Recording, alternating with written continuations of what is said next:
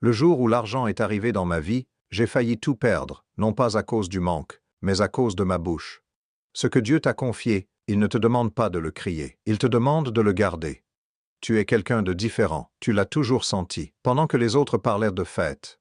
Toi tu pensais à ta mission, pendant qu'ils riaient fort, toi tu priais en silence. Il y a en toi quelque chose que le monde ordinaire ne comprend pas.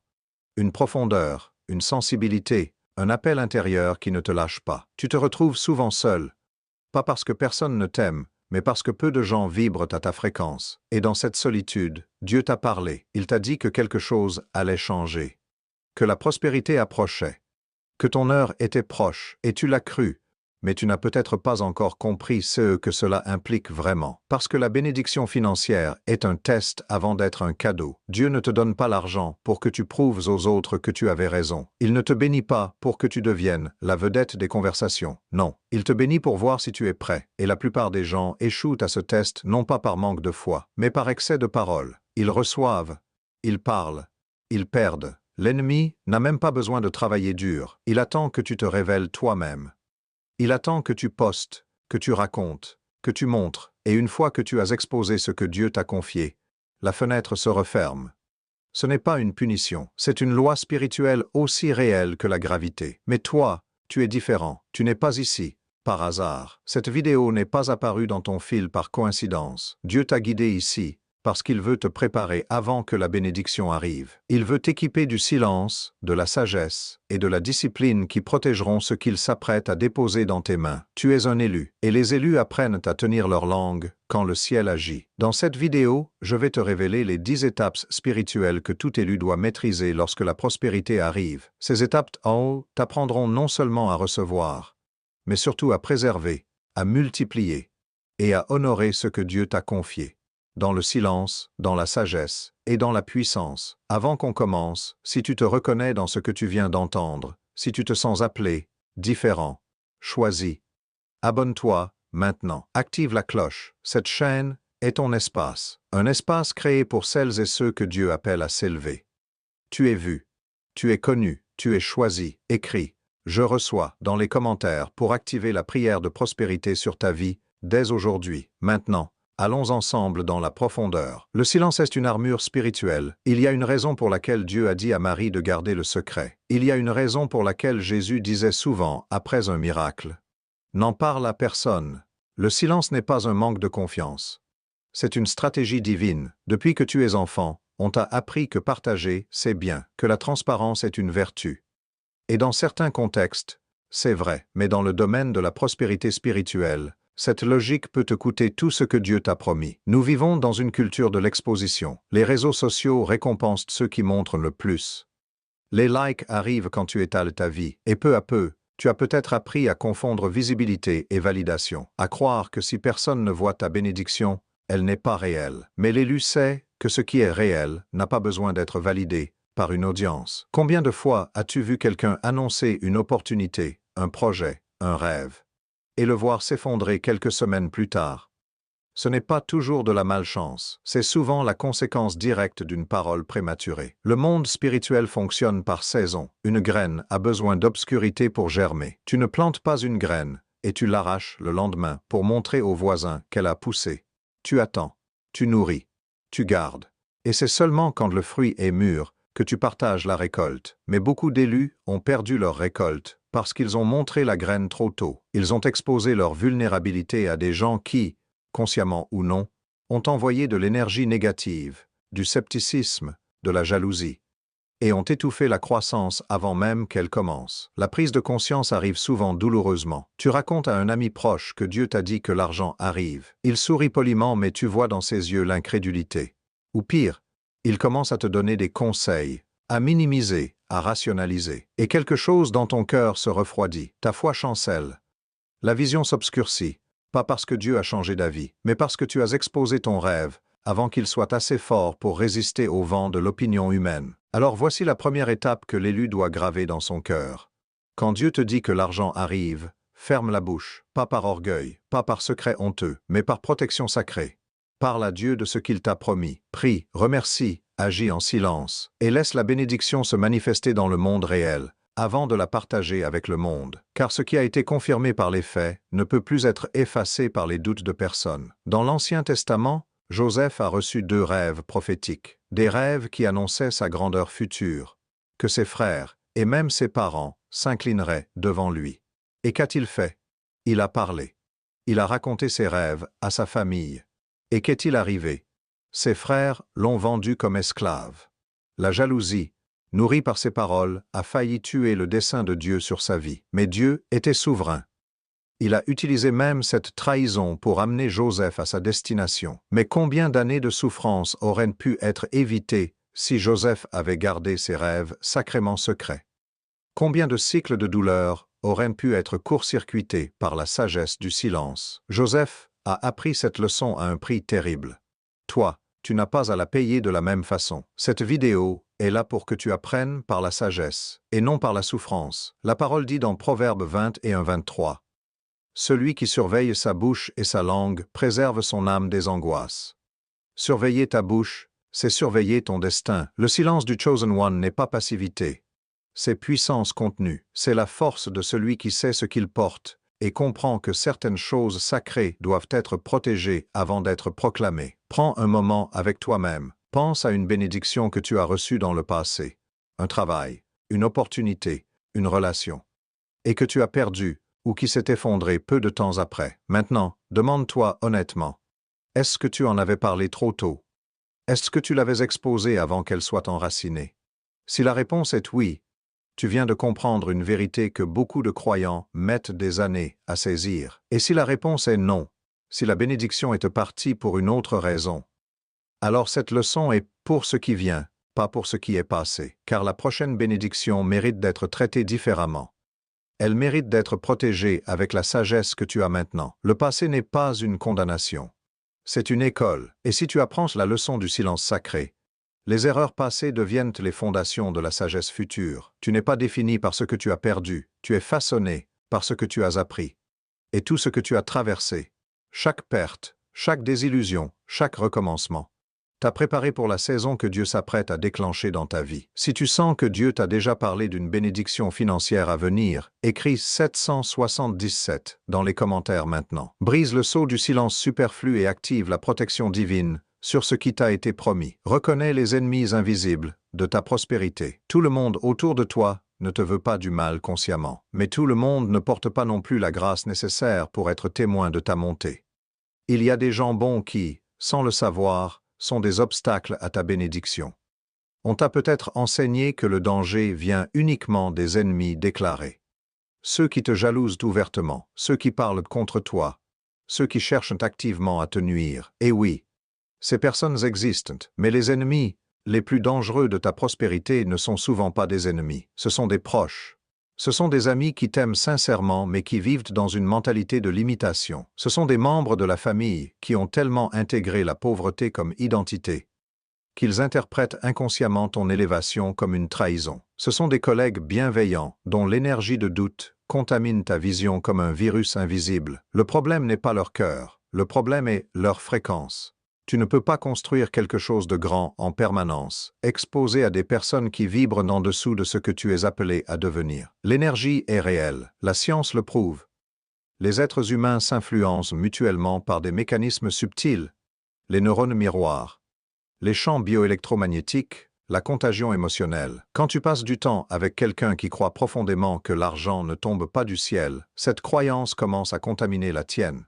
Si tu n'es pas spirituellement et mentalement blindé, et un élu non blindé est un élu vulnérable. La prise de conscience arrive quand tu réalises que ce n'est pas ta foi qui était faible.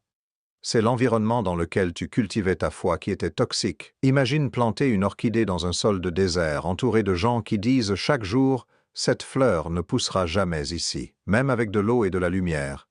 Tu luttes contre un bombardement constant d'énergie négative. L'élu doit apprendre à identifier ses sources de contamination et à s'en protéger avec amour, mais avec fermeté. La deuxième étape de l'élu est donc celle du discernement relationnel. Avant de partager une bénédiction, pose-toi ces questions. Cette personne a-t-elle la capacité de se réjouir pour moi sans réserve? Est-ce que je me sens agrandi ou diminué après avoir passé du temps avec elle? Sa présence dans ma vie me rapproche-t-elle ou m'éloigne-t-elle de qui Dieu m'appelle à être? Ce discernement n'est pas du rejet, c'est de la gestion sacrée de ton espace intérieur. Tu peux aimer quelqu'un et choisir de ne pas lui montrer ce que Dieu est en train de construire dans ta vie. L'amour ne nécessite pas l'exposition totale. David a été oint roi par Samuel dans sa jeunesse, en secret, dans la maison de son père, loin des regards de la cour. Saül ne savait pas, l'ennemi ne savait pas. Même ses frères n'ont pas compris la dimension de ce qui s'était passé ce jour-là. Et c'est précisément ce secret sacré qui a permis à David de grandir, de se former, de tuer Goliath, de gagner le cœur du peuple, avant que sa royauté soit officiellement révélée. Si David avait crié partout « Je suis le prochain roi d'Israël », il aurait été tué dans la semaine. La protection de sa mission venait en partie du silence stratégique de sa pompe d'onction. Il en va de même pour toi. La promesse que Dieu t'a faite, cette prospérité, cette élévation, cette nouvelle saison, doit être cultivée dans la chambre secrète de ta relation avec lui, pas sur la place publique. Jésus lui-même, dans Matthieu 6, parle 3 fois de « ton Père qui voit dans le secret » et qui récompensera ouvertement. Ce principe est répété, car il est fondamental. Ce qui est nourri en secret est récompensé publiquement. Mais si tu consommes la récompense dans le secret, en cherchant la validation humaine prématurément, tu voles à toi-même le miracle public que Dieu préparait. Prie en secret, jeûne en secret, reçois en secret, et la manifestation publique sera d'autant plus glorieuse. Il existe une pratique spirituelle que les grands hommes et femmes de foi ont toujours pratiquée. Le journal de prière privé, un espace intime entre toi et Dieu, où tu déposes ce que Dieu te dit, ce qu'il te promet, ce que tu ressens dans ta relation avec lui, sans jamais avoir à le montrer à personne. Ce journal devient le témoin de ta foi au fil du temps. Il garde trace des promesses avant qu'elles se manifestent, et te permet, une fois qu'elles se sont manifestées, de voir le fil de la fidélité divine dans ta vie. Si tu n'as pas encore ce type de journal, commence-en un aujourd'hui. Écris la promesse que Dieu t'a faite, aussi incertaine qu'elle puisse sembler en ce moment, et signe-la de sa date, puis verrouille ce cahier.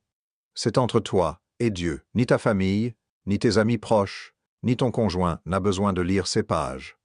Car Dieu t'a parlé en privé, et c'est en privé que tu tiens le compte de sa fidélité. Un jour, tu rouvriras ce journal, et tu verras, avec émerveillement et larmes, à quel point Dieu a tenu chaque mot qu'il t'a dit dans le secret. Et ce témoignage personnel deviendra l'une des plus grandes fondations de ta foi pour les années à venir. Tape « Je protège ce que Dieu m'a confié » dans les commentaires si tu es prêt à garder ta prochaine bénédiction dans le sanctuaire du silence, jusqu'à sa pleine manifestation. La sagesse financière. Ce que l'élu doit savoir sur l'argent. L'argent est un amplificateur. Il amplifie qui tu es vraiment. Si tu es généreux, tu deviendras plus généreux. Si tu es irresponsable, tu le deviendras encore plus. La prospérité ne te transforme pas, elle te révèle. La plupart des gens n'ont jamais reçu d'éducation financière réelle. Ni à l'école, ni dans leur famille, ni dans leur église. Pour beaucoup, on leur a appris à travailler dur, à payer les factures, peut-être à économiser un peu, mais jamais comment faire en sorte que l'argent travaille pour eux. Et quand une bénédiction financière arrive, ils font avec l'argent ce qu'ils ont toujours vu faire autour d'eux. Ils dépensent, rapidement, visiblement, pour combler des manques émotionnels que l'argent ne peut pas vraiment remplir. Et quelques mois plus tard, la bénédiction s'est évaporée, comme si elle n'avait jamais existé. Ce cycle de recevoir et perdre est l'une des tragédies les plus douloureuses que vivent les élus. Tu pries pendant des années, tu crois, tu persévères, la bénédiction arrive enfin. Et en l'espace de quelques mois, tout est parti, pas volé par un ennemi, pas saboté par la malchance, parti à cause d'une absence de sagesse dans la gestion. Et tu te retrouves à recommencer le cycle, priant, attendant, espérant, sans jamais comprendre que le problème n'était pas spirituel. Il était pratique. Dieu t'avait donné le poisson. Personne ne t'avait appris à le cuisiner pour qu'il nourrisse non seulement aujourd'hui mais aussi demain. La révélation arrive quand tu comprends que la bénédiction financière n'est pas la fin du voyage, c'est le début d'une responsabilité. Être un intendant fidèle de ce que Dieu t'a confié. Jésus a raconté la parabole des talents précisément pour cette raison. Il ne suffit pas de recevoir, il faut multiplier. Et pour multiplier, il faut savoir, il faut apprendre. Il faut grandir en intelligence financière. La troisième étape de l'élu est l'éducation financière intentionnelle. Avant que l'argent arrive, et même après, investis dans ta compréhension de l'argent. Lis, apprends, consulte des personnes sages. Comprends la différence entre actif et passif. entre dépenses et investissements, entre désirs impulsifs et décisions réfléchies. L'élu ne dépense pas son premier grand chèque en cadeau pour montrer sa générosité. Car cette générosité, bien que belle en apparence, peut être une forme d'ego déguisé. L'élu réfléchit, prie, planifie et agit avec intention. Salomon, l'homme le plus riche de son époque, n'a pas demandé à Dieu de l'argent, il a demandé de la sagesse, et Dieu lui a donné les deux, précisément parce que sans la sagesse, les richesses n'auraient servi à rien. Ce n'est pas une coïncidence, c'est un principe. La sagesse précède et préserve la prospérité. Dans Proverbe 4:7, il est écrit « Acquiert la sagesse, acquiert l'intelligence ». L'ordre des priorités est clair, tu ne peux pas gérer ce que tu ne comprends pas. Et si Dieu t'a fait une promesse financière, il te prépare en ce moment même, à travers des expériences, des lectures, des rotaki, des rencontres City, à être capable de porter ce qu'il s'apprête à te donner. La question n'est pas « est-ce que la bénédiction arrive ?» Elle arrive. La question est « es-tu en train de te préparer pour elle ?» Un élu qui se prépare dans l'obscurité rayonne dans la lumière. Un élu qui attend passivement sans se préparer sera dépassé par sa propre bénédiction. Commence dès aujourd'hui. Lis un livre sur la finance. Regarde une vidéo sur la gestion budgétaire. Consulte quelqu'un de fiable. Pas pour impressionner, pour te préparer. Car quand Dieu dit que c'est le moment, il ne reprogramme pas. C'est à toi d'être prêt. Voici des domaines concrets sur lesquels l'élu doit se former dès maintenant, avant que la bénédiction arrive. Premièrement, comprends la différence entre un actif et un passif. Un actif met de l'argent dans ta poche, un passif en sort. La voiture de luxe achetée à crédit est un passif. L'immeuble locatif est un actif. Chaque fois que tu dépenses, demande-toi, est-ce que cette dépense me rapproche ou m'éloigne de la liberté financière? Deuxièmement, apprends le principe du dixième. Donne 10% à Dieu d'abord. Pas après avoir payé les factures, d'abord. Car la dîme n'est pas une obligation légale. C'est une déclaration de foi que Dieu c'est la source de tout ce que tu as. Troisièmement, épargne avant de dépenser. Automatise un transfert vers un compte épargne dès que l'argent entre. Même 5%, même 10%, l'intendant fidèle dans les petites choses sera établi sur les grandes.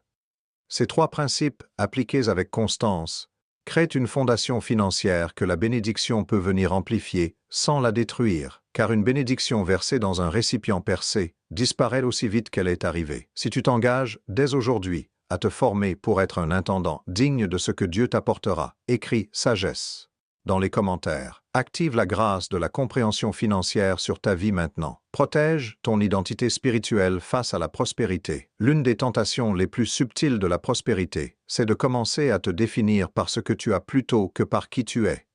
Et le jour où tu confonds ta richesse avec ton identité,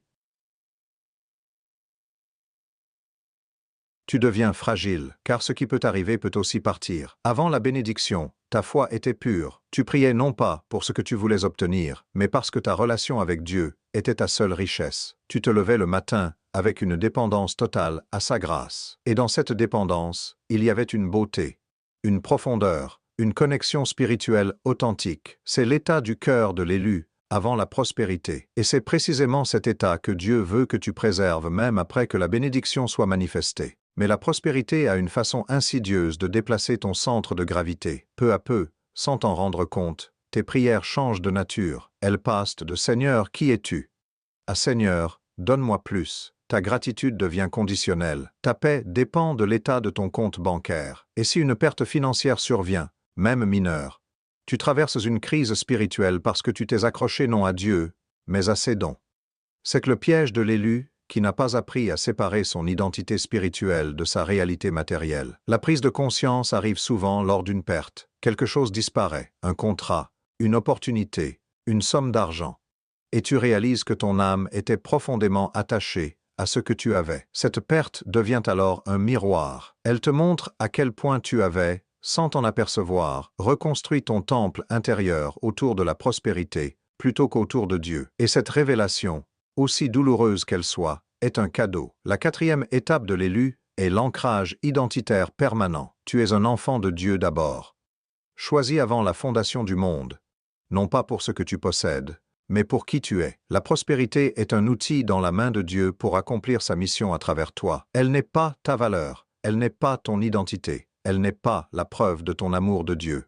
C'est un moyen, pas une fin, et l'élu, qui maintient cette clarté, reste libre, libre de recevoir sans s'y attacher, libre de partager sans en être diminué, libre de traverser les fluctuations financières, sans perdre sa paix intérieure. Job était l'homme le plus riche de son époque.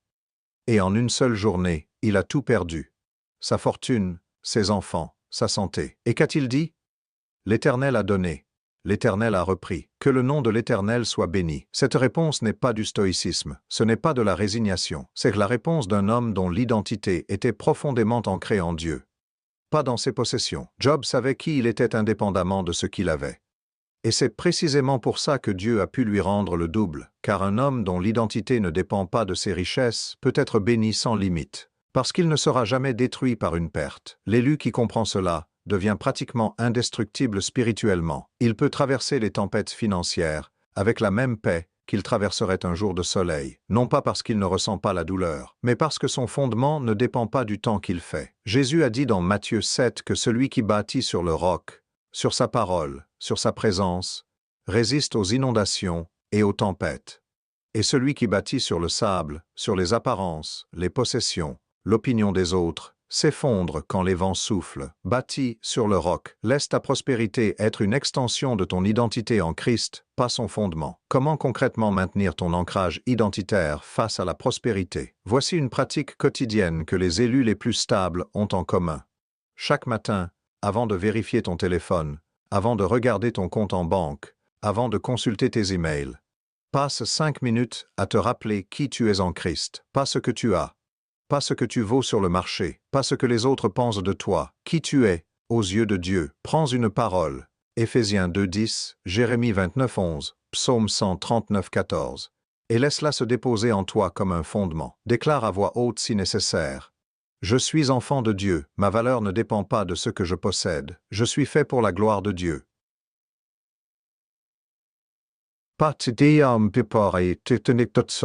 Impressionner les hommes. Cette pratique quotidienne de 5 minutes peut sembler insignifiante, mais sur la durée, elle creuse un sillon dans ton âme, un sillon si profond que même les plus grandes tempêtes financières ne pourront pas t'y déraciner. L'identité ancrée dans Christ est le bouclier le plus puissant contre tous les pièges que la prospérité peut tendre. Si tu déclares aujourd'hui que ton identité est en Christ et non dans ce que tu possèdes, écris « Je suis ancré » dans les commentaires. Pose le fondement indestructible de ta prospérité. Dès maintenant, la générosité stratégique donne, comme Dieu donne. La plupart des gens donnent pour être vus, l'élu donne, pour multiplier. Ce n'est pas la même chose, et la différence change tout. Non seulement pour ceux qui reçoivent, mais surtout pour celui qui donne. On t'a peut-être appris que donner, c'est se vider, que plus tu donnes, moins tu as. C'est la logique de la rareté, la logique d'un monde qui ne connaît pas les lois du royaume. Dans le royaume de Dieu, les mathématiques fonctionnent à l'envers. Tu donnes et tu reçois plus. Tu lâches et ta main se remplit. Tu plantes dans la vie des autres et tu récoltes dans ta propre vie. C'est une loi aussi réelle que la gravité. Et tout aussi constante, mais cette loi a des conditions. Et beaucoup de gens donnent d'une façon qui ne déclenche pas la récompense divine. Ils donnent pour être vus. Ils font l'aumône devant témoins. Ils publient leurs dons sur les réseaux. Ils gardent mentalement la comptabilité de ce qu'ils ont donné, attendant la récompense humaine. Et quoi? Les remerciements, la réputation, le statut, et ce faisant, ils ont déjà reçu leur récompense, celle des hommes. Il n'en reste plus pour Dieu à donner. Jésus a été très clair là-dessus. Matthieu 6, 3-4. Que ta main gauche ne sache pas ce que fait ta main droite, afin que ton aumône se fasse en secret. Ce n'est pas une suggestion, c'est une instruction précise pour activer la loi de la récompense divine. La générosité qui se voit est une générosité dont la puissance multiplicatrice est annulée. Le moment de transformation arrive quand tu commences à donner en secret, pas pour accumuler un crédit moral invisible, pas comme une technique spirituelle de manipulation divine, mais parce que tu comprends que la générosité pure, celle qui ne cherche aucun retour humain, est le langage le plus proche du cœur de Dieu. Dieu lui-même donne en silence. La pluie tombe sur les justes et les injustes. Il ne poste pas ses bénédictions, il ne réclame pas de remerciements publics. Il donne et il donne encore. La 5e étape de l'élu est donc la générosité secrète et stratégique. Secrète. Donne sans que personne ne le sache, chaque fois que tu le peux. Stratégique. Discerne où planter tes graines. Tous les sols ne sont pas égaux. L'élu prie avant de donner. Il demande à Dieu, où veux-tu que je plante? Et quand Dieu indique une direction, une personne, une cause, un ministère, il plante avec foi, sans attendre la récompense humaine, en sachant que le ciel tient les comptes. Dans 2 Rois 4, une veuve criait à l'aide. Elle allait perdre ses enfants à cause de dettes. Le prophète Élisée lui a posé une seule question. « Qu'as-tu chez toi ?» Elle n'avait qu'une petite fiole d'huile, et c'est avec cette petite fiole, cette dernière ressource, qu'un miracle a commencé. Elle a fermé la porte, elle a agi en secret, et l'huile a coulé jusqu'à remplir tous les récipients disponibles. Le miracle s'est arrêté quand elle n'a plus eu de récipient. La leçon est profonde, la mesure du miracle est déterminée par la capacité que tu prépares à le recevoir. Si elle avait eu plus de récipients, le miracle aurait duré plus longtemps. Si tu prépares ton âme à recevoir, en cultivant la foi, la sagesse, l'humilité, la générosité, tu prépares des récipients de plus grande capacité, et l'huile de la bénédiction coulera en proportion. La veuve a agi en secret. Elle a fermé la porte. Pas de spectateurs. Pas de validation externe. Juste elle, ses fils, et Dieu qui agissait dans le silence. C'est le modèle de l'élu. Les plus grands miracles se produisent derrière des portes fermées, dans l'espace sacré entre toi et ton Père. Il y a une loi spirituelle que très peu de gens comprennent dans toute sa profondeur. La loi du retour divin. Ce n'est pas la loi karmique de la pensée nouvelle. C'est une loi biblique, fondée dans la nature même de Dieu. Luc 6,38 dit « Donnez, et il vous sera donné. On versera dans votre sein une bonne mesure, pressée, secouée, et qui déborde. » Remarque, ce n'est pas « donner, et vous récupérerez la même quantité », c'est « pressé, secoué, et qui déborde. » Le retour divin est toujours supérieur à ce qui a été donné. Mais, et c'est crucial, ce retour arrive à travers des canaux que tu ne contrôles pas. Tu donnes ici, Dieu te rend là-bas. Tu plantes dans cette vie, Dieu t'envoie la récolte d'une direction inattendue. Et si tu donnes en t'attendant à un retour spécifique d'une source spécifique, tu risques de passer à côté du miracle parce que tu regardais dans la mauvaise direction. Donne librement, donne joyeusement, et tiens ta main ouverte dans toutes les directions. Car Dieu peut choisir n'importe quel canal pour t'envoyer ce qu'il t'a promis. Écris. J'ouvre mes récipients dans les commentaires si tu déclares que tu prépares dès aujourd'hui ton âme à recevoir la plénitude de ce que Dieu veut déverser dans ta vie. Maîtrise tes émotions quand l'abondance arrive. L'argent est émotionnellement puissant. Il active en toi des couches de toi-même que tu n'avais jamais vues. Et si tu ne maîtrises pas tes émotions face à la prospérité, ce sont elles qui te maîtriseront, et elles te conduiront exactement là où tu ne veux pas aller. Pendant les années de disette, tu as cultivé une patience, une foi, une dépendance à Dieu qui était magnifique dans leur sobriété. Tu savais quoi faire du manque. Tu avais appris à prier dans le manque, à louer dans le manque, à espérer dans le manque. Mais l'abondance est un terrain inconnu, et dans les terrains inconnus, nos émotions primitives reprennent souvent le dessus avant que notre sagesse ait le temps de réagir. La première émotion qui frappe souvent à l'arrivée de la prospérité, c'est l'euphorie, un sentiment d'invincibilité. J'y suis enfin, Dieu a tenu sa promesse. Tout va bien maintenant. Et dans cette euphorie, la garde baisse, les décisions impulsives se multiplient, les dépenses non planifiées s'accumulent, la générosité mal canalisée se déchaîne, et quelques mois plus tard, l'euphorie a disparu, et avec elle, une partie significative de la bénédiction. Mais d'autres ressentent l'angoisse, une peur soudaine de perdre ce qu'ils ont reçu. Ils deviennent paranoïaques, méfiants, avares.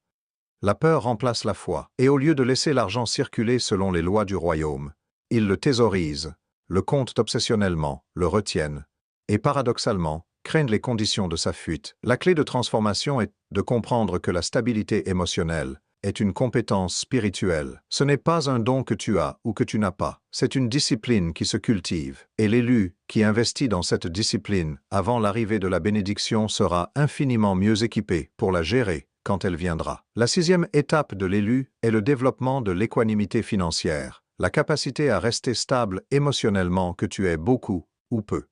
Paul l'a exprimé parfaitement en Philippiens 4, 11 à 12. J'ai appris à être content dans l'état où je me trouve. Je sais vivre dans l'humiliation et je sais vivre dans l'abondance. Ce n'est pas inné, c'est appris, c'est pratiqué. C'est une maîtrise qui vient de la discipline spirituelle quotidienne, méditation de la parole, prière, Gratitude constante, conscience que tout appartient à Dieu et que tu n'es qu'un intendant temporaire. La Bible regorge d'exemples d'hommes et de femmes qui ont échoué face à l'abondance.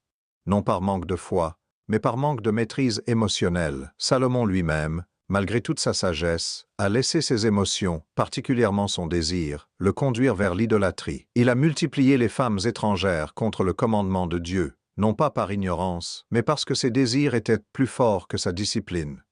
Sa prospérité a amplifié ses faiblesses. Et le royaume qu'il avait bâti s'est déchiré après sa mort. C'est l'avertissement ultime pour l'élu, la prospérité amplifie. Si tu entres dans l'abondance avec une maîtrise émotionnelle développée, elle amplifie ta paix, ta générosité, ta clarté. Si tu y entres avec des blessures non guéries, elle amplifie ta peur, ton ego, tes dépendances. Le travail intérieur ne s'arrête pas quand la bénédiction arrive.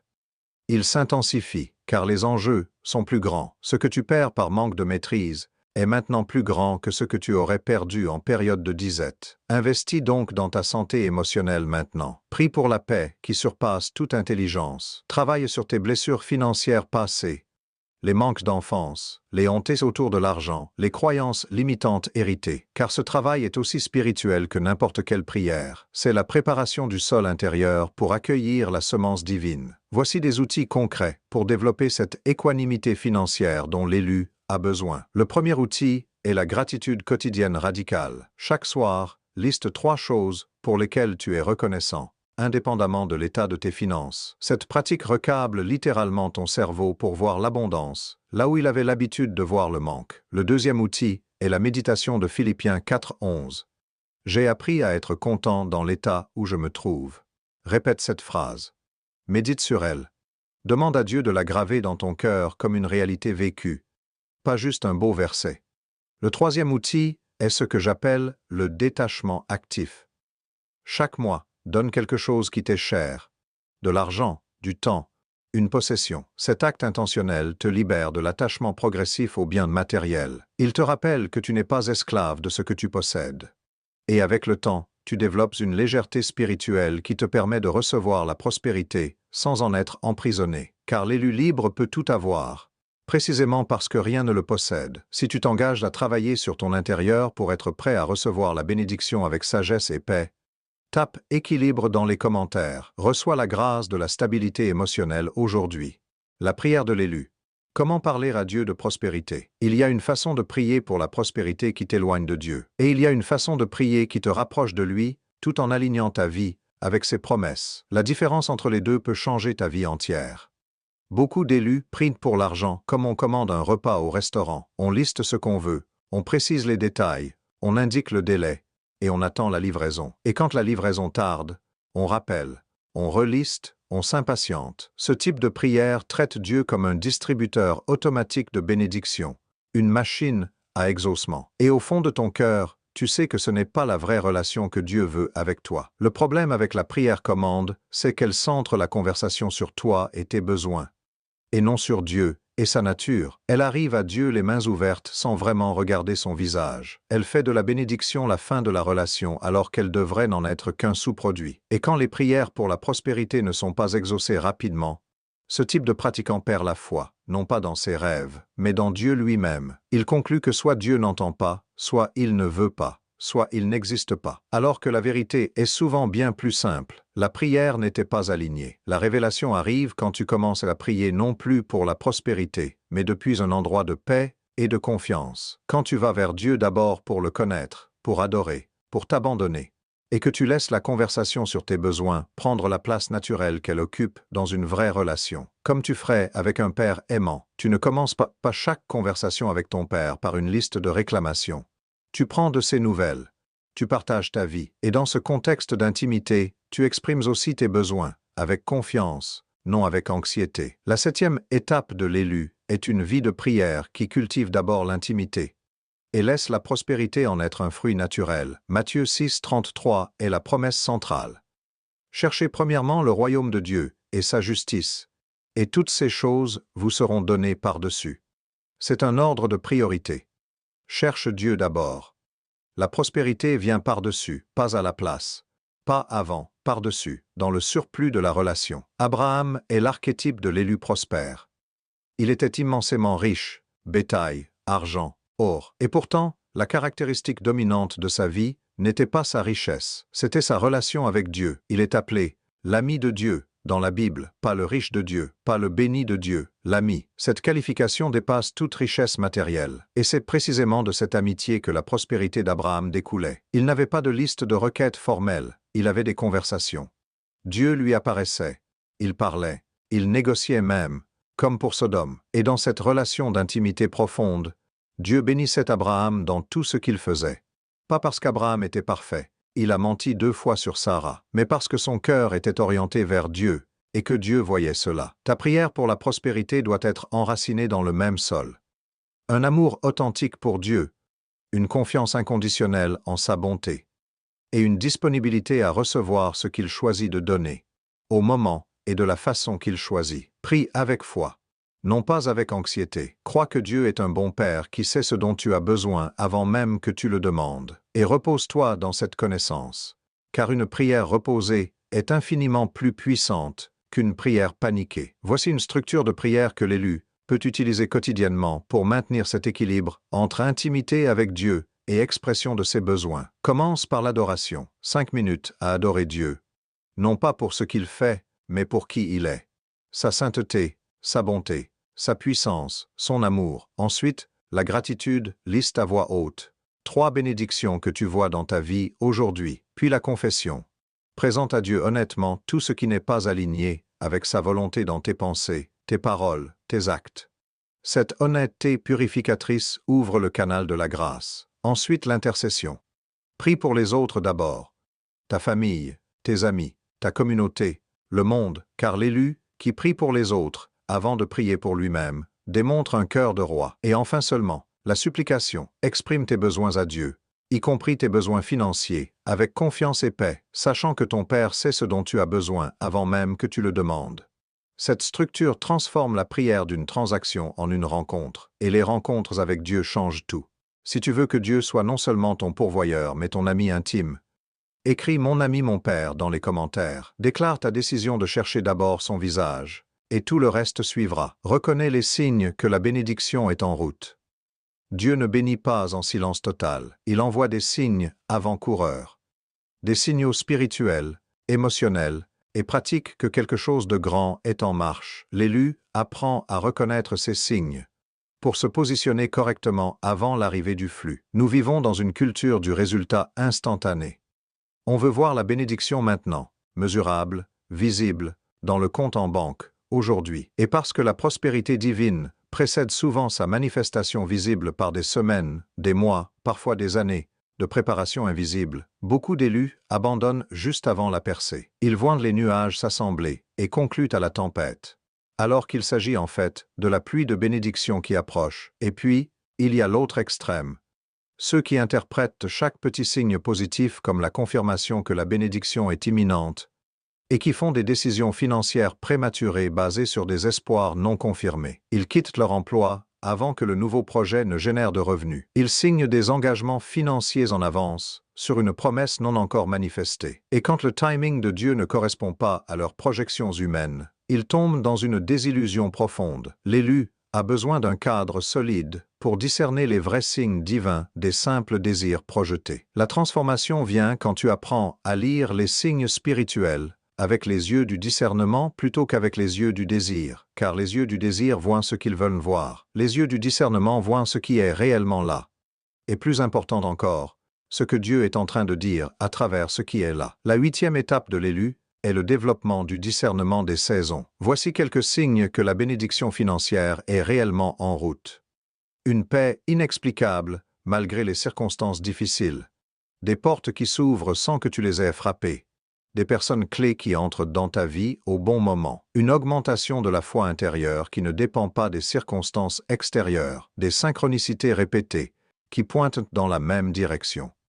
Et surtout, une confirmation de la parole de Dieu dans tes lectures, tes prières, tes rêves. Ces signes, cumulés et confirmés, sont les signaux du ciel que le timing de Dieu approche. Dans 1 Roi 18, Élie était sur le mont Carmel. Il venait de remporter une victoire spirituelle éclatante, et il s'est mis à prier pour la pluie, une pluie qui mettrait fin à 3 ans de sécheresse. Après sa prière, il a envoyé son serviteur regarder vers la mer. Pas de nuage. Il a renvoyé le serviteur. Pas de nuage, 7 fois, et à la 7e fois, une petite nuée de la grosseur d'une main d'homme est apparue à l'horizon. Et Élie a dit, « Monte, dis à Achab, attelle ton char et descends, afin que la pluie ne t'arrête pas. » Élie n'a pas attendu de voir les torrents pour agir. Il a agi sur la foi d'un signe minuscule, une nuée de la grosseur d'une main. Et quelques minutes plus tard, le ciel s'est noirci de nuages, le vent a soufflé, une grande pluie est tombée. L'élu apprend à reconnaître les petites nuées. Ces petits signes imperceptibles pour les autres, que seul celui qui est dans la communion profonde avec Dieu peut identifier. Et quand il voit la nuée, il n'attend pas l'épreuve supplémentaire. Il se positionne pour recevoir ce qui arrive. Mais il le fait avec sagesse, pas avec présomption. Il prépare le terrain, il met en ordre ses affaires, il se positionne sans brûler les ponts. Et quand la pluie arrive, il est prêt. Une fois que tu as identifié les signes, comment te positionner concrètement pour recevoir ce qui arrive? Il y a 3 postures fondamentales. La première est la posture de la préparation active. Tu fais ta part. Si tu crois que Dieu t'envoie une opportunité dans l'immobilier, tu étudies l'immobilier maintenant. Si tu crois qu'il ouvre une porte dans les affaires, tu prépares ton projet maintenant. La foi sans les œuvres est morte. La deuxième posture est la patience militante. Tu ne t'impatientes pas, mais tu ne te rendors pas non plus. Tu maintiens un état d'alerte spirituelle, vigilant, disponible, prêt à agir au signal divin. La troisième posture est la posture d'abandon total. Tu tiens ta vision dans ta main ouverte, non dans ton poing fermé. Tu dis à Dieu, « Je crois, je me prépare, et je te fais confiance pour le timing et le canal. » Car la plus grande erreur de l'élu en attente est de tellement s'accrocher à sa version de la bénédiction qu'il manque la version de Dieu, qui est toujours infiniment supérieure. Reste préparé, reste patient, reste ouvert. Et quatrièmement, prie pour t'aligner. Prononce des bénédictions sur tes enfants, tes petits-enfants, les générations à venir. Tes prières prophétiques aujourd'hui créent un climat spirituel dans lequel tes descendants vivront demain. L'héritage commence dans la prière. Si tu décides aujourd'hui de commencer à construire un héritage, pour tes enfants, ta famille, ton Dieu, écris « héritage éternel » dans les commentaires. Plante la graine de ta lignée bénie maintenant. La déclaration finale. Tu es prêt, tu n'es pas arrivé par accident. Cette vidéo, ces mots, ce moment, s'était planifié depuis avant ta naissance.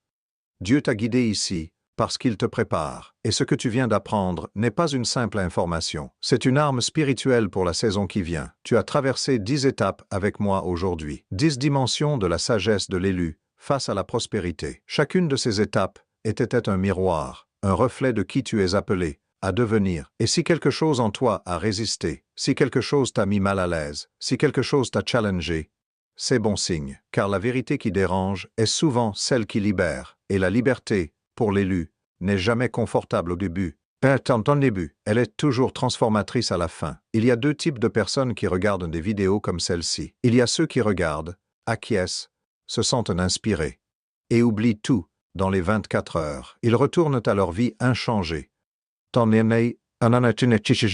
attendant la prochaine dose d'inspiration. Leur vie ressemble à une série de départs sans arrivée. Et puis, il y a ceux qui regardent, reçoivent et décident, qui transforment l'inspiration en intention et l'intention en action. Ceux-là sont les véritables élus, non pas parce qu'ils ont été choisis par Dieu différemment des autres, mais parce qu'ils ont choisi de répondre à l'appel. Car au final, être un chosen one n'est pas un statut passif.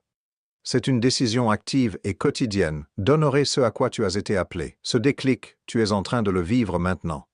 En ce moment précis, quelque chose en toi reconnaît la vérité de ce que tu as entendu. Quelque chose en toi dit oui, non pas à moi, mais à Dieu. Et ce oui intérieur est le début de tout. C'est le premier mot de la prochaine saison de ta vie. Ne le laisse pas s'éteindre quand tu fermeras cette vidéo. La 10e et dernière étape de l'élu est la décision d'agir. Pas demain, pas quand tu te sentiras prêt. Maintenant, reviens sur ces 10 étapes. Identifie celle qui te challenge le plus, celle face à laquelle tu as le plus de résistance. C'est précisément là que Dieu veut travailler en toi en premier. C'est ton point de croissance prioritaire. Et si tu t'occupes de ce point avec sincérité, avec prière et avec intention, tu verras que toutes les autres étapes s'aligneront naturellement derrière. Révélation 3:20 dit « Voici, je me tiens à la porte, et je frappe.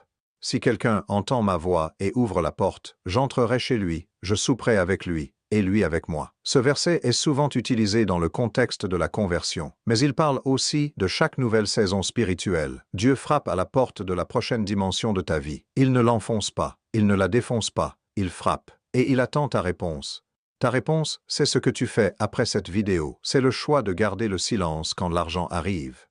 C'est la décision de protéger ta foi des regards non alignés. C'est l'engagement à te former, à grandir, à t'ancrer dans ton identité en Christ. C'est la résolution de construire un héritage, et non juste une fortune. Chaque étape que tu franchis est une porte ouverte à Dieu pour entrer davantage dans ta vie. Et chaque porte ouverte amène une nouvelle dimension de sa gloire. Et de ta prospérité, tu es vu, tu es connu, tu es choisi. Et tu es prêt. La bénédiction est en route. Garde le silence, reste sage, et laisse Dieu faire ce que seul Dieu peut faire. Si cette vidéo a touché quelque chose en toi, si tu te reconnais dans les mots que tu viens d'entendre, je t'invite à faire 3 choses maintenant. Premièrement, écris « Chosen One » dans les commentaires. Déclare ton identité, active la prière de prospérité sur ta vie aujourd'hui. Deuxièmement, partage cette vidéo avec une personne qui en a besoin. Quelqu'un que tu sais être un élu en attente d'être confirmé. Ta générosité pourrait changer sa vie. Troisièmement, abonne-toi et active la cloche si ce n'est pas encore fait. Car ce n'est pas la dernière fois que Dieu voudra te parler à travers cet espace. Nous avons encore beaucoup de chemin à faire ensemble. Tu n'es pas seul. Tu n'as jamais été seul. Dieu t'a vu depuis le début. Il te voit maintenant. Et ce qu'il voit en toi, cette lumière, cette profondeur, cet appel, mérite d'être honoré avec tout ce que tu as. Va en paix, agis sans sagesse. Et souviens-toi, quand l'argent vient, garde le silence. Ce n'est pas de la honte,